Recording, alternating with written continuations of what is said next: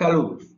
Hoy estudiaremos las funciones didácticas en la enseñanza de la matemática. Este video va a estar dedicado a las funciones didácticas de forma general y el aseguramiento del nivel de partida como una función didáctica. Cuando se analiza la clase como célula del proceso de enseñanza-aprendizaje, se identifican diversos eslabones que describen la estructura lógica de la misma. A estos eslabones les denominamos funciones didácticas. ¿Cuáles son las funciones didácticas?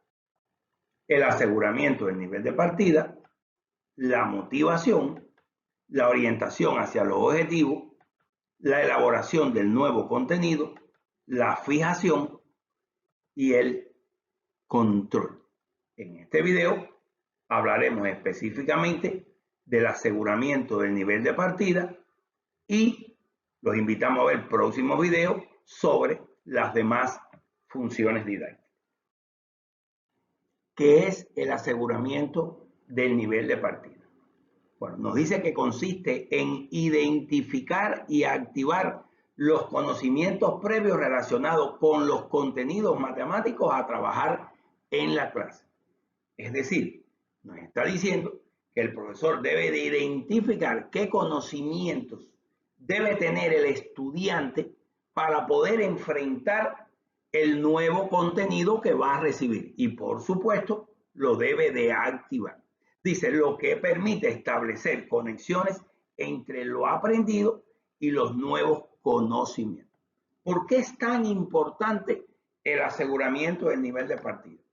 Dice, esta función es crucial en matemáticas, dada la naturaleza acumulativa de los aprendizajes. Todos hemos chocado con eso y hemos dicho, nuestros estudiantes no saben el contenido de noveno grado porque no se aprendieron el de octavo, ni se aprendieron el de séptimo, y por lo tanto tenemos problemas para enseñarle el contenido de noveno grado. Y así, de esa forma, lo decimos todos los profesores de matemáticas en todos los niveles.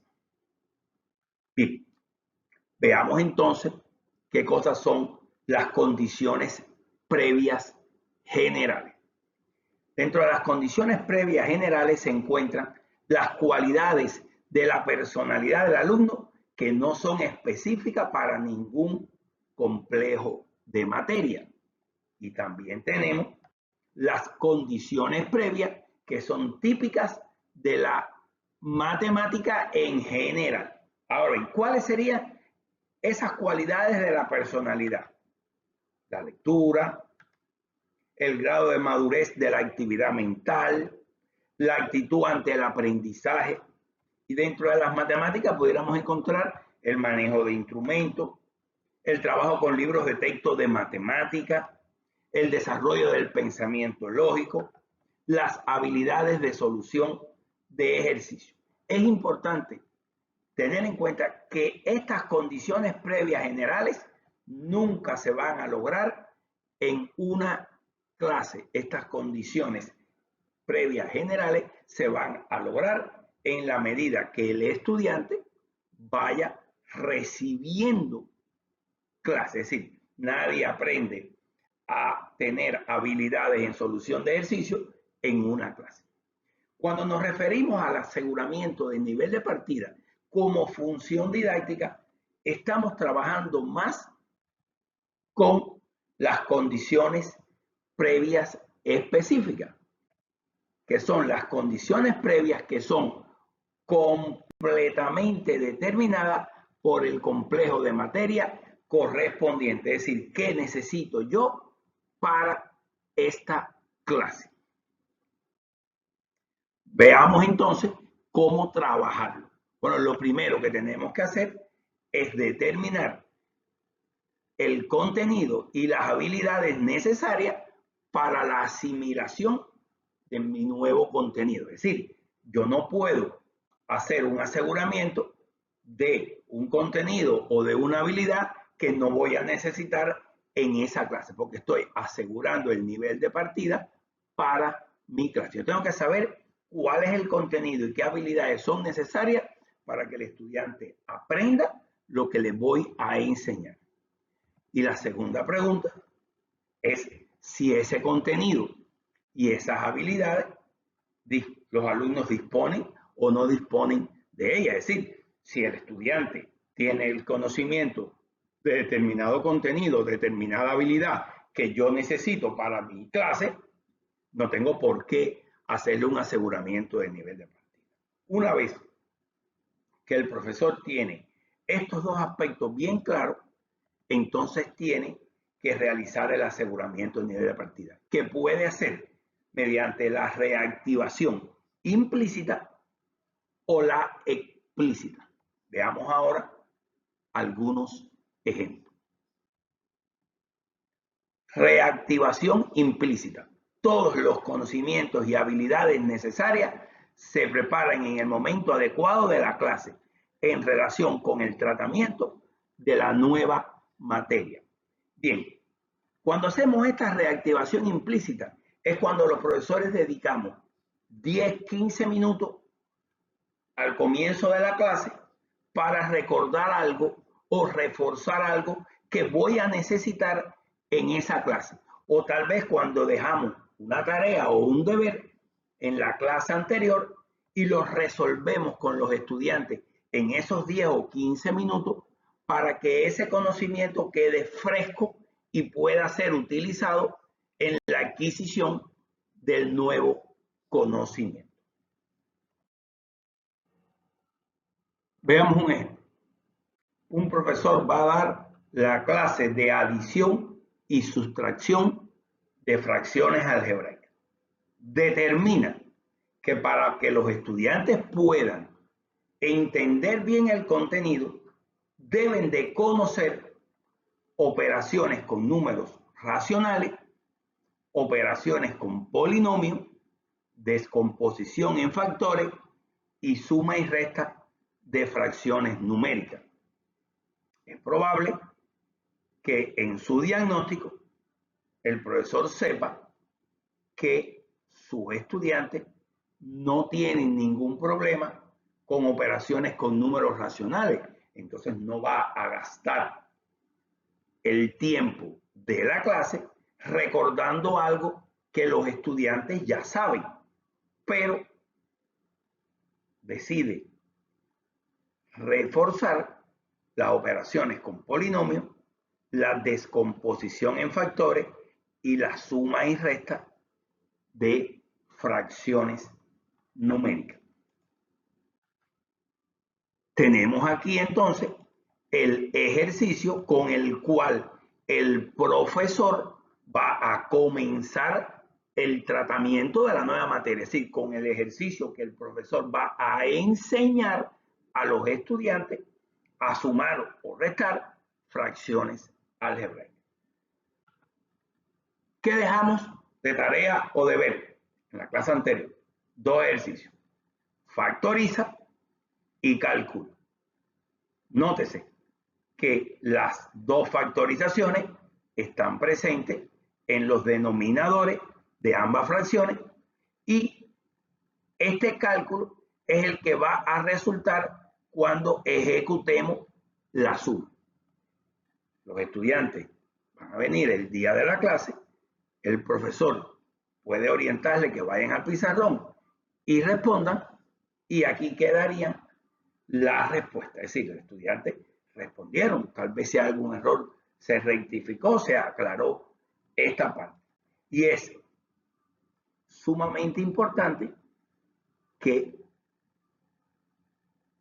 este resultado quede, digamos, en la parte derecha del pizarrón, puesto que va a ser utilizado con posterioridad. ¿Qué vamos a hacer en la clase como parte del aseguramiento del nivel de partida? Bueno, en la clase vamos a orientar un ejercicio muy simple. Calcula 7 sobre 15 más 11 sobre 10. Podemos enviarlo a un alumno, pero lo importante es que quede bien detallado. Descomposición en factores de 15 y de 10 mínimo común múltiplo entre 15 y 10 y la operación. ¿Por qué hace falta este ejercicio? Puesto que el profesor en el tratamiento del nuevo contenido va a utilizar el principio de analogía.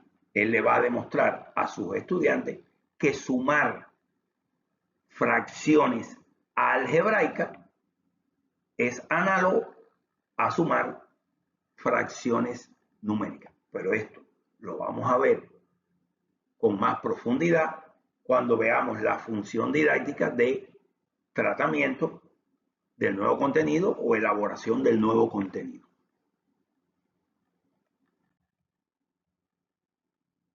Veamos otro ejemplo. El profesor va a dar la clase de continuidad de una función en un punto. ¿Qué necesita?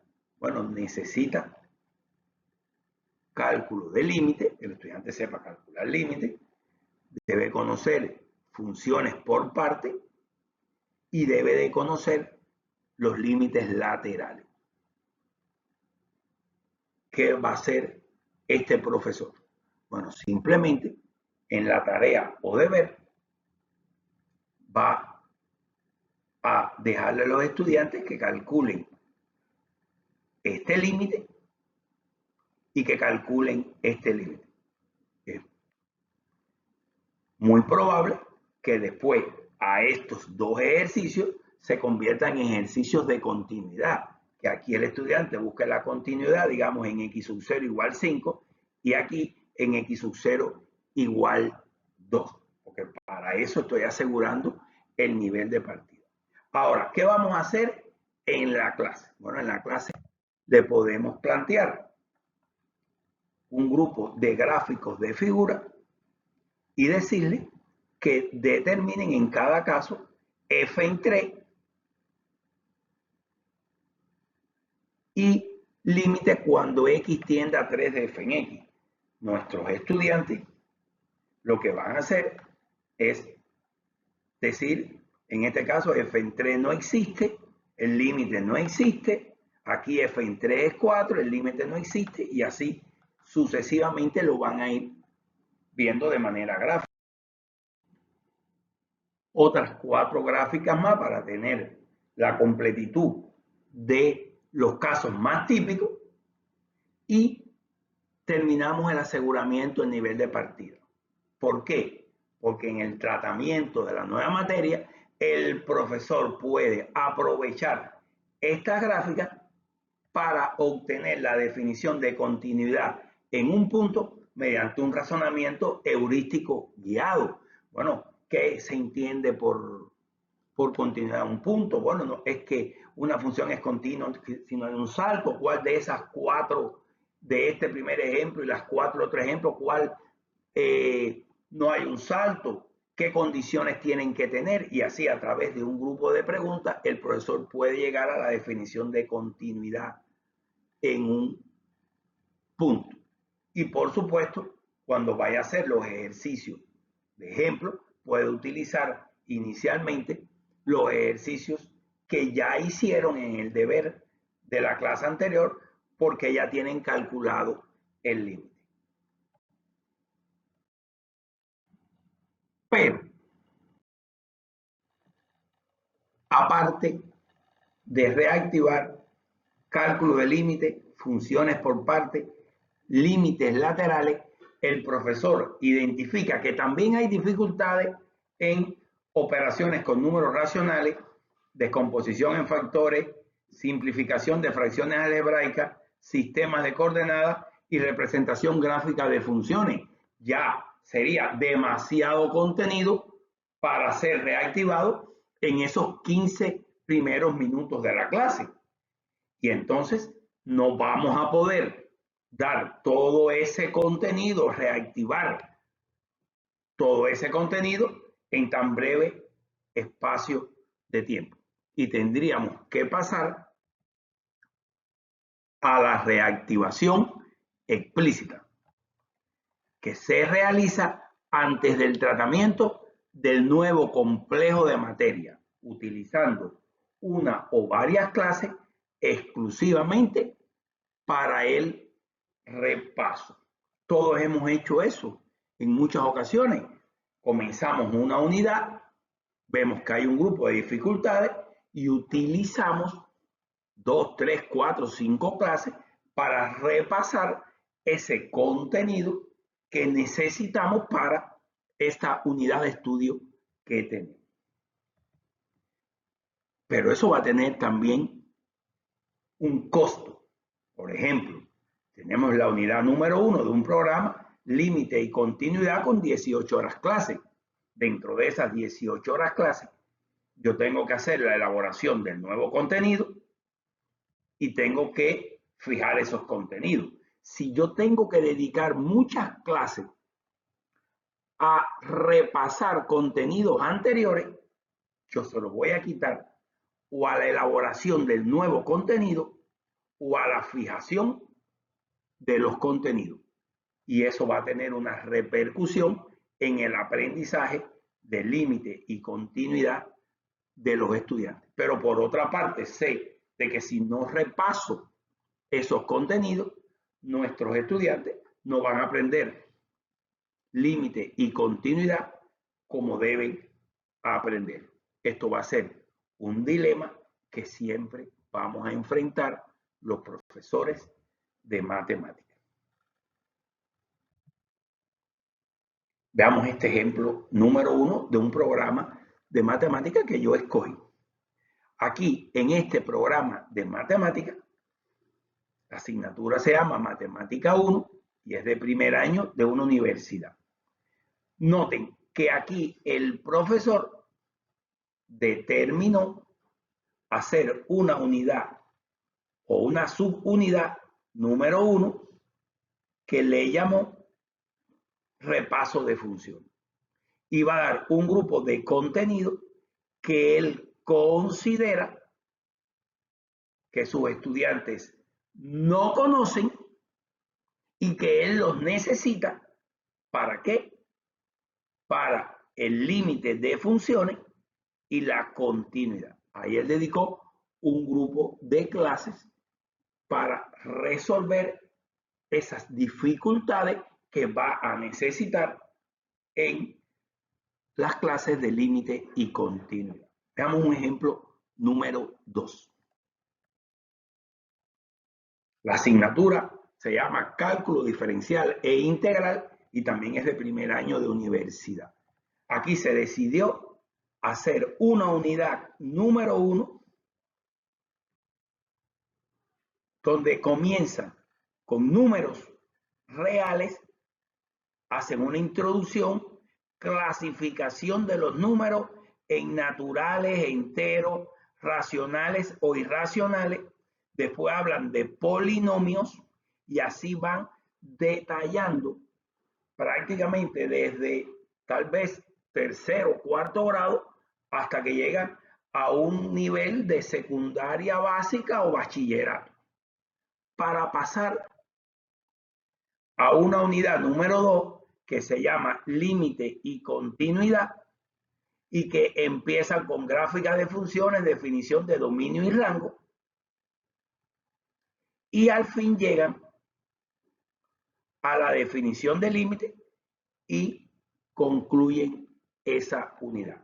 Bueno, en este caso se decidió no solamente incluir unas clases delante de la unidad, se decidió hacer toda una unidad de repaso.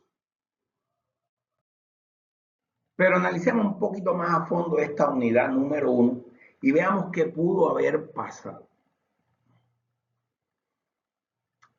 Pudo haber pasado que quien confeccionó ese programa dijo, bueno, los estudiantes para poder resolver límite de continuidad necesitan saber qué es un número natural, qué es un número entero, qué es un número racional, deben conocer lo que es un monomio, un polinomio, deben de conocer qué son términos semejantes y todo lo que él consideraba que un estudiante debe necesitar para poder entender el cálculo diferencial o integral, lo hizo una unidad. Esto tiene como problema que si los estudiantes que entran realmente no tienen esas dificultades, estamos perdiendo una unidad, estamos maltratando ¿a quién? Al cálculo diferencial e integral. ¿Por qué? Porque al final estoy seguro de que las clases de cálculo diferencial e integral tuvieron un poco que comprimirse para que pudiera entrar este contenido que empieza desde primaria y termina aproximadamente en secundaria y tal vez bachillerato. Es decir, prever demasiado en el programa estas dificultades puede traer esto que está pasando. O pudiera pasar lo otro que es más alarmante para mí, si realmente los estudiantes de una carrera de universidad, que según descargué era una carrera de aeronáutica, necesitan saber qué cosas son los números naturales, qué cosas son los números enteros, qué cosas son los números racionales y qué cosas son términos semejantes. Si los estudiantes de esa carrera están entrando con ese nivel, entonces yo pienso que en unos años volar va a ser un problema. Y esto es algo que tenemos que tener presente porque el aseguramiento del nivel de partida tiene un límite. Nosotros podemos asegurar el nivel de partida con 2, 3 clases antes de comenzar la unidad porque necesito refrescarlo y porque lo entiendo que puede hacer y porque puedo jugar con el tiempo. Yo puedo hacer el aseguramiento de nivel de partida en esos 15 minutos antes de la clase porque son cosas extremadamente puntuales que puedo trabajar. Pero cuando tenemos estudiantes con grandes dificultades, como por ejemplo, van a entrar a cálculo diferencial e integral y yo creo que no saben qué son los números naturales, qué son los números enteros, no saben qué son los signos de agrupación, no saben qué son términos semejantes, a mí me parece que el aseguramiento del nivel de partida no va a resolver ese problema. Y entonces habría que hacer, digamos, un curso de nivelación, un curso de precálculo, un curso donde se pueda llevar a los estudiantes a ese nivel deseado para que puedan recibir de manera satisfactoria el cálculo diferencial e integral. Vamos a terminar con una frase de David Paul Ausubel que dice, si tuviera que reducir toda la psicología educativa en un solo principio, enunciaría este: el factor más importante que influye en el aprendizaje es lo que el alumno ya sabe. Averígüese eso y enséñese consecuentemente. Me parece genial esta frase y también me parece que en muchas ocasiones la violamos metódicamente cuando tratamos de enseñar, digamos, cálculo 1 a un estudiante que su nivel de conocimiento a veces llega a secundaria básica o incluso se quedó en primaria. Ahí, en ese caso, vuelvo a repetir, el aseguramiento del nivel de partida como función didáctica no cumple ningún efecto. Existen otros métodos, como por ejemplo un curso de nivelación. Bien, concluimos esta primera parte del aseguramiento del nivel de partida. Los invitamos a próximos videos. El próximo sería sobre motivación. Gracias a todos por su atención. y hasta la próxima.